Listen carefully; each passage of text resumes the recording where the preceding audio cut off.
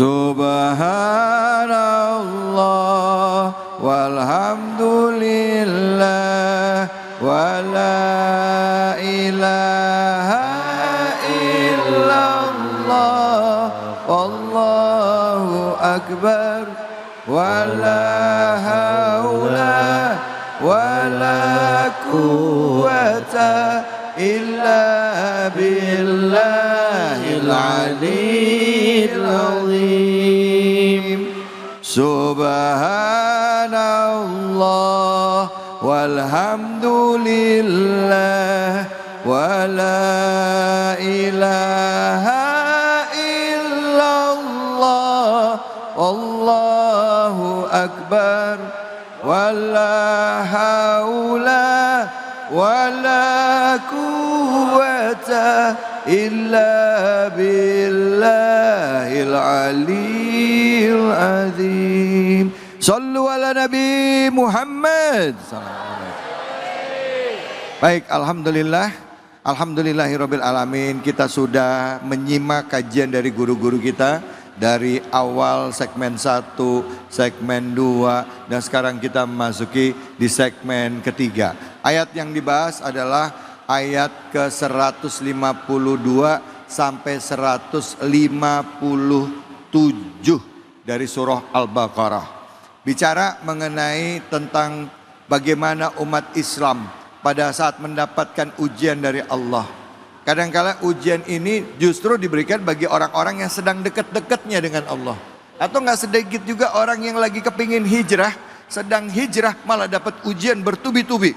Udah dia hijrah, ninggalin pekerjaan lamanya, ya, pas begitu dia total deketin agama sama Allah, ternyata dapat ujian ekonomi, malah dapat semakin susah, imannya mulai goyah. Allah nguatin di sini di surah Al-Baqarah. Selanjutnya akan dibahas oleh guru kita yaitu Ustadz Tamami. Silakan, fadhol Ustadz. Bismillahirrahmanirrahim. Assalamualaikum warahmatullahi wabarakatuh. Bapak Ibu yang dirahmati oleh Allah Subhanahu wa taala. Kita akan meneruskan pengajian kita pada kesempatan siang hari ini. Saya teringat ada 3 nasihat malaikat Jibril alaihi salatu wasalam kepada Rasulullah sallallahu alaihi wasallam. Yang tentu beliau menasihatkan Nabi dan Nabi pasti menasihati kita. Kalimatnya simple tapi bisa masuk ke dalam hati. Apa kata malaikat Jibril alaihi salatu wasalam? Aish ma syi'ta fa innaka mayyitun wa ahbib ma syi'ta fa innaka mufariquhu wa'mal ma syi'ta fa innaka majziyun bih. Artinya, jangankan kita, Rasulullah Shallallahu Alaihi Wasallam diuji oleh Allah Subhanahu Wa Taala. Apa ujiannya? Macam-macam. Bahkan dalam nasihat ini dikatakan Aish ma syi'ta fa innaka mayyitun. Ya Nabi, ya Rasul, kamu silakan hidup terserah, tapi ingat semua kita akan menjadi seorang mayat. Artinya setiap kehidupan ini akan ada kematian. Artinya ketika ada awal pasti akan ada akhir. Ada yang hidup, ada yang mati. Bu, sekarang pertanyaan, gampang gak kira-kira nginget mati? Gampang apa gak kira-kira? Gampang-gampang susah. Kalau kata guru saya, kalau mengingat-ingat mati gampang. Ngeliatin orang bunting. Orang bunting kan apalagi udah 9 bulan akan ada anggota baru yang akan lahir ke muka bumi ini. Kalau main bola, ibarat kata main bola, ada pemain inti, ada pemain cadangan. Yang pemain inti udah capek, siap-siap diganti sama pemain cadangan. Nah, akhirnya dari nasihat Jibril alaihi salatu wasallam kepada baginda Nabi besar Muhammad sallallahu alaihi wasallam, ini menjadi nasihat kita. Siapapun manusia di muka bumi ini pasti akan diuji, entah itu dari harta, entah itu dari keluarganya, ditinggalkan oleh orang yang tercinta. Ada anak lagi sayang banget sama orang tuanya karena mungkin baru dapat kerjaan, baru bisa membagi orang tuanya, ternyata orang tuanya dicabut nyawanya oleh Allah Subhanahu wa taala. Padahal dia niat kerja ngasih rezeki kepada orang tuanya supaya rezekinya semakin ngalir lagi. Karena apa? Doanya orang tua. Karena doanya orang tua kan doa yang paling mustajab, doa yang paling manjur. Makanya kita sebagai anak kalau kehilangan kita punya ibu, seakan-akan burung kayak patah sayapnya sebelah. Betul apa betul? Tuh.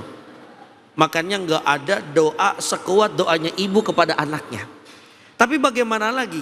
Seumpama Allah Subhanahu wa taala cabut nyawa ibu kita. Kita lagi sayang-sayangnya, kita lagi ngasih-ngasihnya orang tua, tapi ternyata Allah punya takdir lain sehingga kita diuji oleh Allah Subhanahu wa taala. Dan ini sesuai dengan nasihat Jibril alaihi salatu wasalam yang kedua kepada Nabi. Apa kata beliau? Wa ahbib ma syi'ta fa innaka mufariquhu. Apa artinya? Cintai siapapun yang ada di muka bumi ini, termasuk suami, istri, anggota keluarga, tapi ingat, fa innaka mufariquhu, engkau itu akan berpisah dengannya.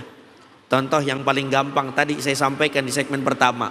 Nabi dipisahkan oleh istrinya. Udah begitu Bu, jarak makbarah kuburannya Nabi dengan istrinya bedanya jauh luar biasa. Rasul dimakamkan di Masjid Nabawi yang ada di kota Madinatul Munawwarah. Khadijah Al-Kubra binti Khuwailid dimakamkan di mana? Di Jannatul Ma'la yang ada di Makkatul Mukarramah. Itu kalau secara jarak kurang lebih hampir 550 km. Itu kalau dihitung. Ustadz tahu pernah baca, cuman saya bukan yang ngukur. Kalau kita naik bis itu mungkin antara 4 sampai 5 jam. Artinya benar-benar di sini Allah ingin memberikan pelajaran kepada kita. Kita ini pasti akan dipisahkan kepada orang siapa yang kita cintai. Maka jangan khawatir ya Bu, sehebat apapun Allah menguji kita dengan kita berpisah dengan anggota keluarga kita, mudah-mudahan nanti bisa dipertemukan di mana? Di surganya Allah Subhanahu wa taala. Amin ya rabbal alamin. Yang penting ridho dengan apa yang Allah Subhanahu wa taala takdirkan. Bener, ridho itu nggak gampang ya Ustadz ya. Ridho itu sulitnya luar biasa. Tapi kalau kita latih, misalkan dapat segini, alhamdulillah. Dapat segini, alhamdulillah. Lagi kena musibah ini, alhamdulillah. Sehingga latihan itu akan terus berjalan. Kalau nanti kita ketemu musibah yang lebih besar lagi, nggak kaget. Udah pernah keles, begitu kira-kira. Begitu kurang lebih. Tadi Ustadz bilang, menarik juga Ustadz bilang, kena musibah, alhamdulillah, ya kan? Itu mungkin buat orang yang tingkatannya udah ini ya. Saya dengar orang-orang soleh itu begitu dapat musibah, dia bukan bilang innalillah, malah bilang alhamdulillah. Berarti Allah masih perhatian sama saya. Allah sayang sama saya. Nah, buat kita yang awam ini, kita kalau kena musibah bilangnya innalillahi wa inna ilaihi rajiun. Ada tambah lagi doanya Pak Ustadz? Apa tuh? Tadi apa? Allahumma ajurni fi musibati wakhlufli khairan minha. Ya. Jadi innalillah wa inna ilaihi rajiun, ditambah lagi doanya Allahumma ajurni fi musibati wa akhlufli khairan minha. Ya. Silakan, ada yang mau tanya, angkat tangannya. Oke, silakan. Ya. Cowok ini, anak muda, silakan. Assalamualaikum warahmatullahi wabarakatuh. Waalaikumsalam warahmatullahi wabarakatuh. Perkenalan kan Ustadz, saya Muhammad Warhan. Izin Ustadz mau bertanya, kalau kehilangan pekerjaan atau harta benda, apakah cukup dengan kalimat innalillah atau ada amalan tambahan lainnya? Terima kasih Ustadz. Wassalamualaikum warahmatullahi wabarakatuh. Waalaikumsalam warahmatullahi wabarakatuh. Nama siapa tadi nama? Muhammad Farhan. Muhammad Farhan. Kirain tadi kehilangan dompet. Kalau kehilangan dompet, lapor kemana Pak Ustadz? Nanti kehilangan pekerjaan. Silakan Ustadz. Pada. Apakah ada amalan-amalan ya ketika kita kehilangan pekerjaan, ketika kita kehilangan orang yang kita cintai? Tentu ada. Yang pernah diajarkan oleh baginda Nabi besar Muhammad sallallahu alaihi wasallam. Contoh, ada orang kehilangan pekerjaan, artinya separuh dari rezekinya sedang diuji oleh Allah Subhanahu wa taala. Betul Pak? Betul. Maka ada pintu-pintu rezeki yang Allah akan buka lewat amalan-amalan. Contohnya apa? Pagi hari ada sholat namanya sholat duha. Lihat sholat duha, kalau kita runtutkan doa-doanya kan cakep tuh.